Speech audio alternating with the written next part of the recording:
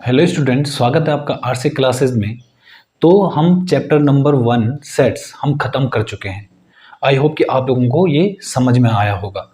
अब हम जो स्टार्ट कर रहे हैं वो कर रहे हैं चैप्टर नंबर 2, जिसका नाम है रिलेशंस एंड फंक्शंस।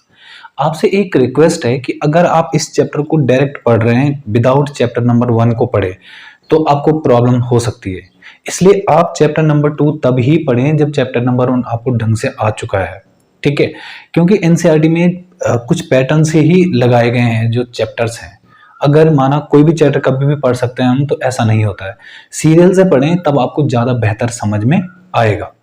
तो रिलेशन एंड फंक्शन को स्टार्ट करते हैं। तो इसका जो पहला जो एक्सरसाइज का जो पहला टॉपिक है हमारे पास, वह है Cartesian product of two sets.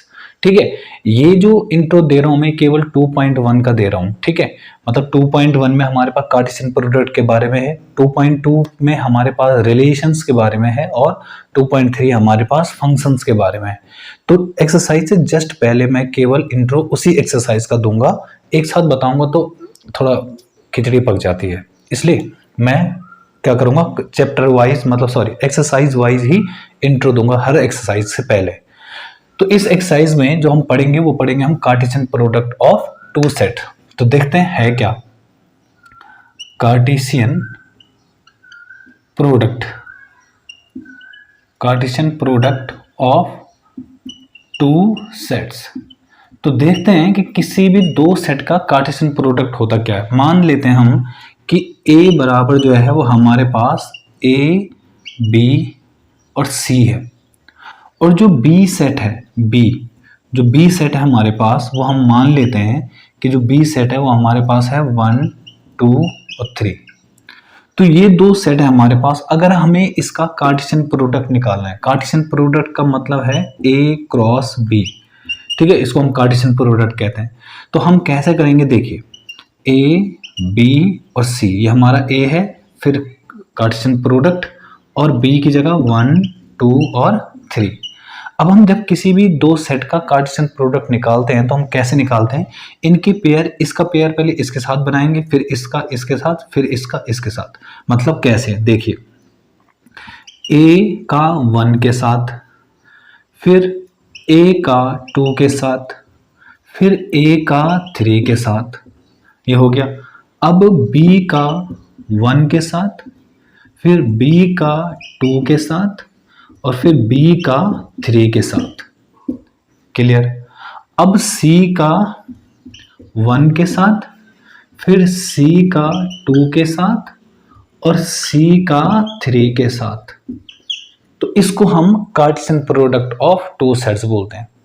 अगर हमें कभी भी किसी दो सेट का कार्टेशियन प्रोडक्ट पता है और हमसे ये पूछा है कि बताओ A और B के एलिमेंट्स कौन है, तो हम कैसे पता करेंगे। देखिए, माना हमें A B ये सेट ना दी होती, ये नहीं दी होती, सिर्फ A क्रॉस B दिया होता कि ये A क्रॉस B है हमारे पास, ये हमारे पास A क्रॉस B है।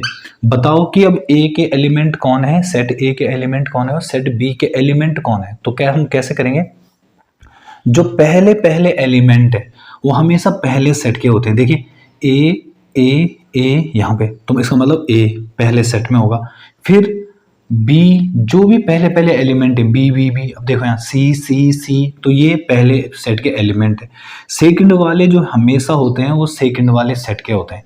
जो सेकंड है ना, इनको हम ऑर्डर्ड पेयर कहते हैं। इनको जो A1 है ना, ordered pair, A2, A3, A4, ये तो इन्हें ऑर्डर पेयर कहते हैं। अगर आपसे कभी कोई पूछे कि A,1 जो है कभी भी 1,A के बराबर होगा, तो कहना बिल्कुल नहीं। A,1 और 1,A बराबर नहीं होते हैं। इस बात का आप ध्यान रखेंगे।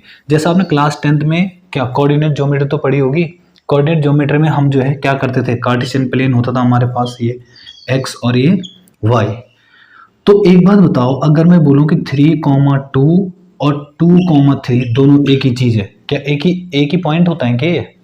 अगर 3,2 की बात करूं तो 1, 2, 3, 4, 5, 6, इस तरह से 1, 2, 3, 4, 5। 3,2 मतलब 1, 2, 3, 3,2, तो ये है हमारा पॉइंट 3,2। और अगर 2,3 करूं तो 2,3 यहाँ पे।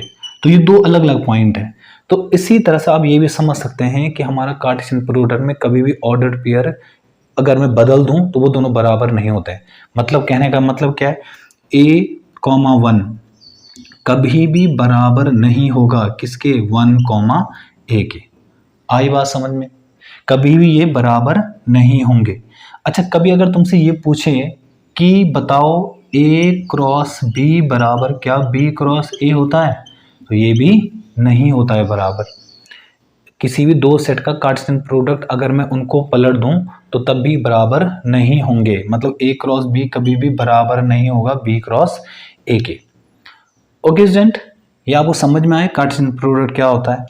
जो पहले पहले सेट होते हैं हमेशा कार्टेशियन प्रोडक्ट में हमेशा पहले एलिमेंट पहले सेट को रिप्रेजेंट करते हैं, और जो सेकंड सेकंड है जैसे 1 2 3 देखें यहाँ पे, तो 1 2 3 ये हमारे सेकंड सेट को रिप्रेजेंट करेंगे।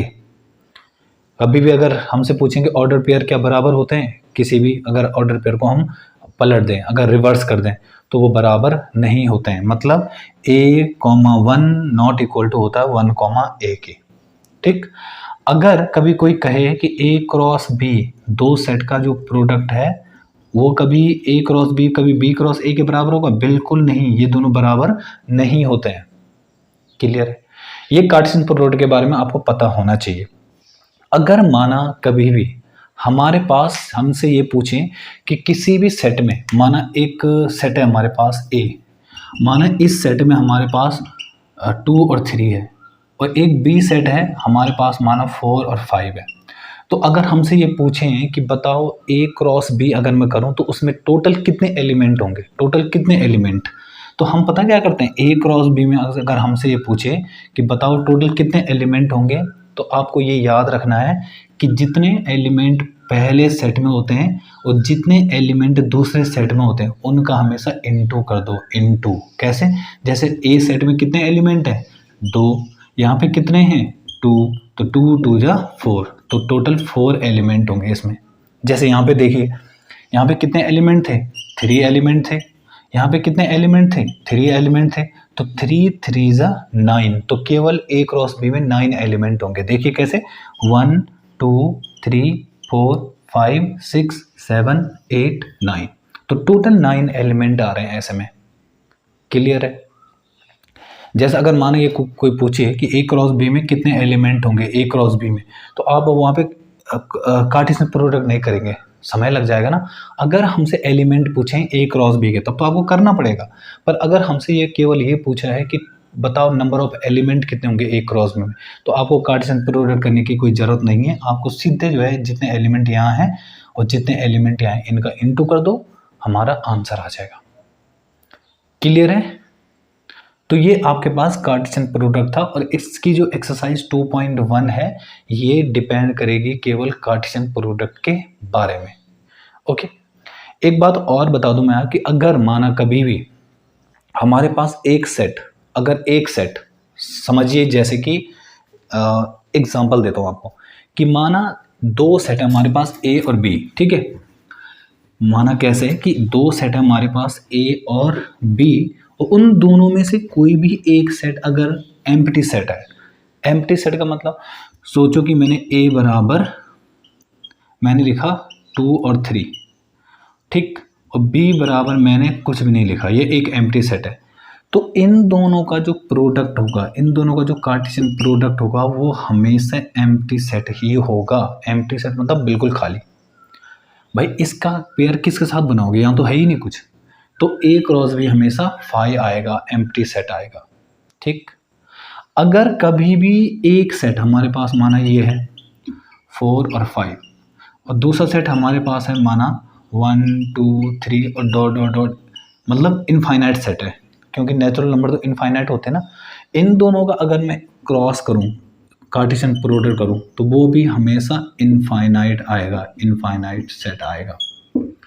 इनफाइनाइट सेट तो पता है ना आपको, ऐसा सेट जिसमें जो है नंबर ऑफ एलिमेंट इनफाइनाइट होते हैं उनको हम इनफाइनाइट सेट बोलते हैं। तो A क्रॉस B भी हमेशा कैसा सेट निकल के आएगा, जो इनफाइनाइट सेट होगा, जिसमें जो है क्या जो एलिमेंट होंगे वो अनकाउंटेबल होंगे, उन्हें हम गिन नहीं सकते, बहुत इनफाइनाइट होंगे। ठीक, तो अगर कभी भी एक सेट खाली हुआ, एम्प्टी सेट हुआ, तो उनका प्रोडक्ट भी खाली ही होगा, एम्प्टी सेट ही होगा। और अगर एक जो है इनफाइनाइट हुआ तो उसका जो कार्टेशियन प्रोडक्ट होगा वो भी क्या होगा, एक इनफाइनाइट सेट होगा। आई होप कि जितना मैंने आपको बताया आपको समझ में आ रहा होगा। कुछ डाउट्स अगर रह जाते हैं तो उनको हम एक्सरसाइज 2.1 में क्लियर करेंगे। मतलब जैसे जैसे क्वेश्चन करेंगे वैसे वैसे डाउट क्लियर होते रहते हैं, ठीक। तो अभी भी घबराना मत कि हमें कुछ समझ में नहीं आ रहा है या कुछ, ठीक है। तो चलिए फिर करते हैं एक्सरसाइज 2.1।